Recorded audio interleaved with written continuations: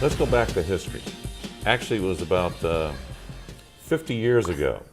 Father Hesburgh from Notre Dame, back in 1957, before that, President Eisenhower asked him to get a group of men, there were 6 of them, 3 from the South, 3 from the North, and come up with the Civil Rights Act.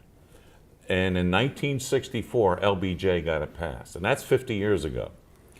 So from that standpoint, African Americans or black Americans could now have opportunities. What was incredible was in 1966, speaking of Kentucky, Adolph Rupp, with his all-white team, lost in the second half to Texas Western for a national championship. And that was like, all of a sudden, a whole new recognition for schools in the South to say, wait a second, let's go this direction. Something that has evolved over a number of years in sports and politics and every walk of life. The South was a little slow. I grew up in that era. I actually used the colored water fountain and drank at used the colored bathrooms, and I had my food served to me through cubicles in restaurants that I could not go in.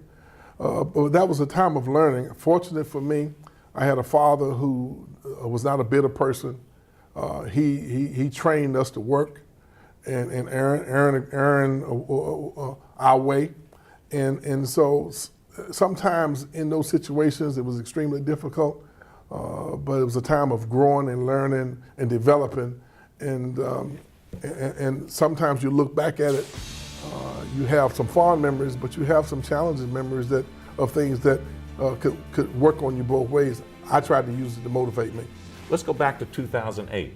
The ACC with 12 teams, 7 were African American coaches. That transition to see this grow.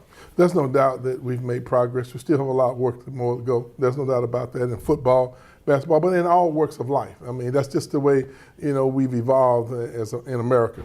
Things are getting better, and then you have 3 steps forward and you take 1 step back. But overall, America's a great place to live. There's opportunities for us, and we have barriers still we have to knock down, and we still have a ways to go in terms of working on those areas of our life. And I look at Tubby Smith winning a national title at Kentucky, Nolan Richardson winning a national title at Arkansas, and of course last year Kevin Ollie winning one for UConn. It's not even an issue anymore when we look at what's out there when it comes to coaches as well as players. Well, barriers are being broken down for women, men, African Americans, and America has given a lot of people some opportunities. But it's always a challenge. There's no doubt in sports. We're not nearly as patient as we used to be. That's the way of the world in all professions, especially in men's basketball.